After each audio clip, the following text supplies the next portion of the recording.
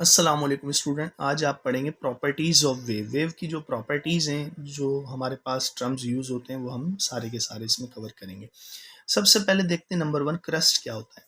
अपर और positive part of the wave is called crust. जो wave होती है उसका जो ऊपर वाला हिस्सा होता है उसे हम पॉजिटिव मानते हैं और उसे हम क्रस्ट कहते हैं। क्रस्ट जो है वेव का ऊपर वाला हिस्सा है।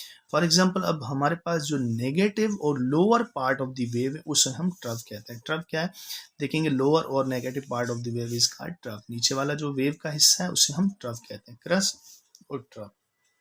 अब हमारे पास क्या होता है, नंबर थर्ड, एम्पलीट्यूड। एम्पलीट्यूड क्या है, maximum height of the wave, mean position to extreme position is called amplitude. Amplitude जैसे कि ये वेव बनी हुई है, अब ये इसकी ऊंचाई जो है, वेव की ऊंचाई ए से लेकर बी तक जो हाइट है वेव की, उसे एम्पलीट्यूड कहेंगे। Amplitude is displacement, maximum displacement है ये, ए टू बी, ए से बी तक, ए से बी तक, ए से बी तक जो है ये एम्पलीट्यूड है। वेव वन में क्या है कि लार्ज एम्पलीट्यूड है, ये दूसरी जो वेव बनाई हुई है इसमें क्या होता है, लेस एम्पलीट्यूड है, ए से बी तक ऊंचाई कम है, तो वेव की जो ऊंचाई है उसे हम एम्पलीट्यूड कह रहे हैं। अब हमारे पास for example in longitudinal wave के केस में हम एम्पलीट्यूड को किस तरह से देखेंगे। अब हमारे पास ये लॉन्गिट्यूडनल वेव है जिसमें पार्टिकल्स और वेव की डायरेक्शन सेम होती है, पार्टिकल्स हैं। अब जहाँ पर ज़्यादा पार्टिकल्स होते हैं उसे हम कंप्रेशन कहते हैं। कंप्रेशन जो है वो रीजन है जिसमें पार्टिकल्स के बीच में कम फासला होता है, बहुत ही क्लोज होते हैं।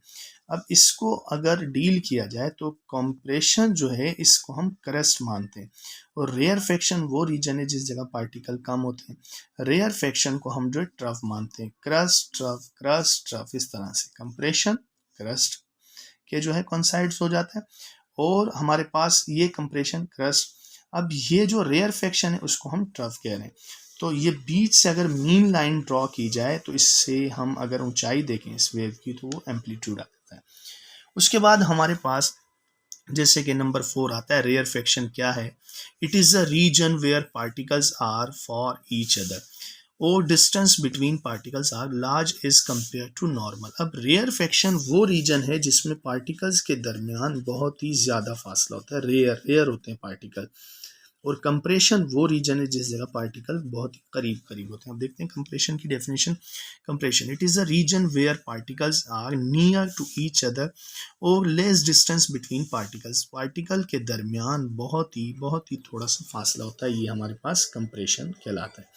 अच्छा, उसके बाद आते हैं वेवलेंथ। वेवलेंथ क्या है, डिस्टेंस ऑफ वेव। अब एक सिंगल जो वेव होती है, एक वेव को हम एक साइकिल भी कहते हैं, वन ऑसिलेशन या वन वाइब्रेशन भी कहते हैं। एक वेव इस तरह से बन जाती है, ये पूरी की पूरी एक वेव है।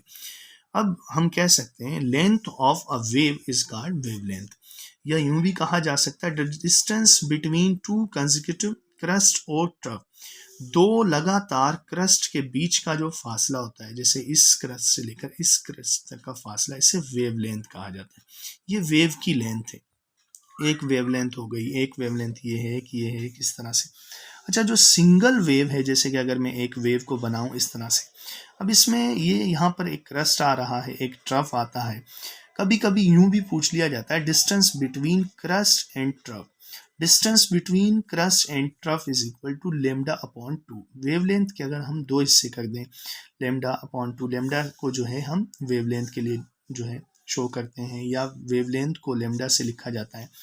अच्छा, उसके बाद कभी कभी यूं भी पूछ लिया जाता है क्रस्ट टू क्रस्ट, क्रस्ट से क्रस्ट तक का फासला, ये तो वेवलेंथ है। कि या कभी कभी यूं भी पूछा जाता है ट्रफ टू ट्रफ, ट्रफ से ट्रफ तक का फासला जो है ये भी वेवलेंथ है। उसके बाद नोड्स एंड एंटी नोड्स भी आते हैं। जैसे हमारे पास जो ऊपर वाला पॉइंट है, अपर पॉइंट जो है, इसको एंटी नोड कहा जाता है। और नोड जो है मीन लाइन पर जो वेव मिलती है इसे हम नोड कह रहे हैं।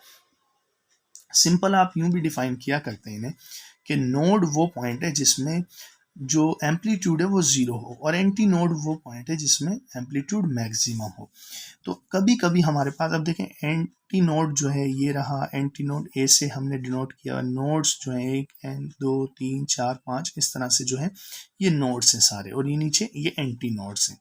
अब इसमें कभी कभी हमसे यूं पूछ लिया जाता है amplitude maximum at anti node. उसके बाद दूसरा एमसीक्यू यूं भी आ जाता है एम्पलीट्यूड जीरो एट नोड्स पर, एंड ये हमारे पास जो है एम्पलीट्यूड जीरो होता है।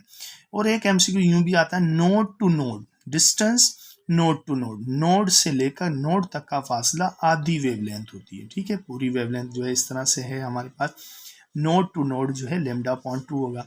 कभी कभी यूं भी पूछ लिया जाता है कि भाई नोड से एंटी नोड तक का फासला, तो ये लेमडा अपॉन जो है 4 हो जाता है। Node to anti node lambda upon 4 है।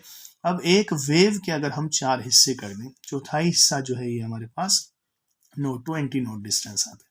अच्छा, इस तरह से भी कभी कभी पूछ लिया जाता है, anti node to anti node, anti node से एंटी नोड तक का जो फासला होता है हमारे पास, उसे हम क्या कहेंगे। देखो, एंटी नोड से एंटी नोड ये आधी वेवलेंथ बन रही है हमारे पास, लेमडा अपॉन 2। तो इनके हमारे पास वेव के बहुत सारे एमसीक्यूज भी हैं इस चैनल पर ही, तो आप खुद ही जो है सर्च करके इसमें वेव के एमसीक्यूज भी देखिएगा बहुत सारे इसी तरह से। Thanks for watching. अल्लाह हाफ़िज़।